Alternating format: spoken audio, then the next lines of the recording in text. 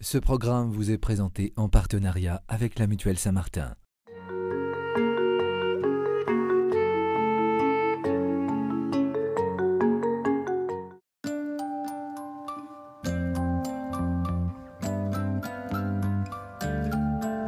Marie et Benjamin ont 3 enfants, Angèle, Côme et Alice, âgés de 8 mois, qu'ils viennent de faire baptiser. On a le désir pour notre enfant, pour nos enfants, qu'ils aient mille et une occasions de rencontrer vraiment le Seigneur.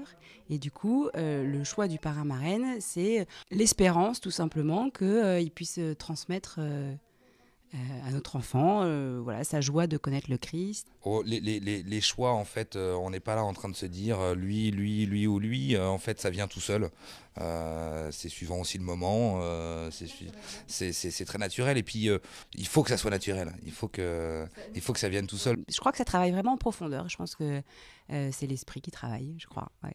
Le parrain et la marraine sont vraiment ceux qui sont les garants et qui vont accompagner l'enfant dans son éveil à la foi, son éducation religieuse.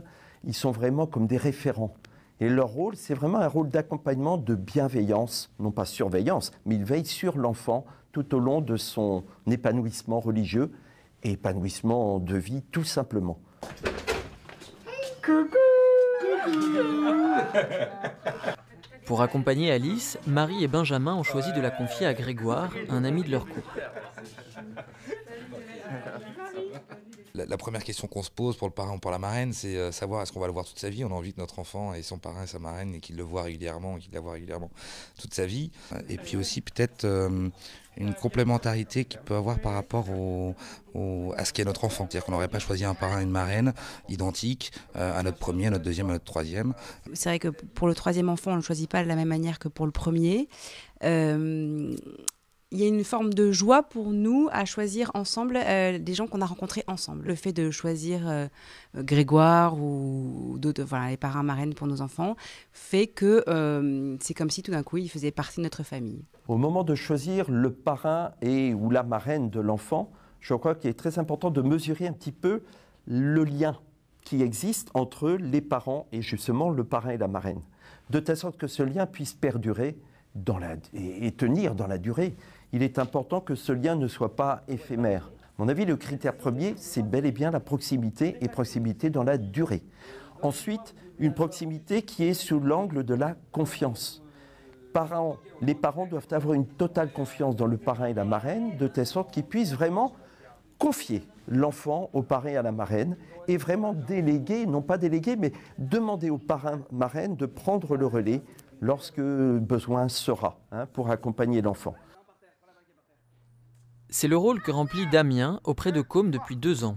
Mon rôle de parrain, pour moi, c'est un rôle d'accompagnateur durant toute sa vie et de créer une relation très privilégiée entre Côme et moi pour le futur et d'avoir vraiment ce rôle de conseil, en plus du père bien sûr, mais c'est vraiment de pouvoir l'accompagner et de pouvoir être proche de lui tout au long de sa vie. Les conditions pour être parrain ou marraine, elles sont très simples. C'est important de se rappeler que le droit canon prévoit l'un ou l'autre. La tradition fait que nous en prenons souvent l'un et l'autre. En fait, il faut être en âge, mais j'allais dire en âge spirituel, d'être parrain ou marraine, c'est-à-dire capable d'accompagner l'enfant vers sa maturité religieuse. Cela signifie que le parrain et la marraine doivent être baptisés, comme on dit, eucharistiés et confirmés. C'est-à-dire avoir vécu et reçu les 3 sacrements de l'initiation chrétienne. Pendant le baptême, le parrain et la marraine vont cueillir la lumière au cierge pascal et apportent la lumière à l'enfant. Ils apportent le Christ qui est lumière à l'enfant, comme pour s'engager à ce que la vie de l'enfant soit toujours éclairée par le Christ. C'est une mission qui mérite vraiment beaucoup d'attention. Entre Grégoire et Alice, les liens se tissent petit à petit au fur et à mesure des rencontres. Ça commence bien sûr le jour du baptême, puisqu'on prend l'engagement en fait pour notre filleul et on professe l'acte de foi pour lui, donc c'est quand même très beau.